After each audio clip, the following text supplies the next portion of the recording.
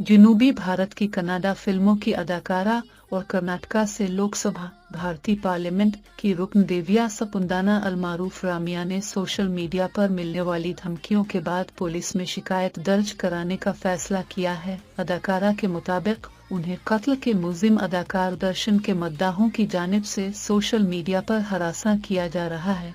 43 साल अदाकारा ने अपने सोशल मीडिया अकाउंट एक्स पर पुलिस कंप्लेन की कॉपी भी शेयर की। अदाकारा ने भारतीय मीडिया इदारे से गुफ्तगू में कहा कि उन्हें दर्शन के प्रस्तारों की जानिब से कत्ल और ज्यादती का निशाना बनाने की धमकियां मिल रही हैं।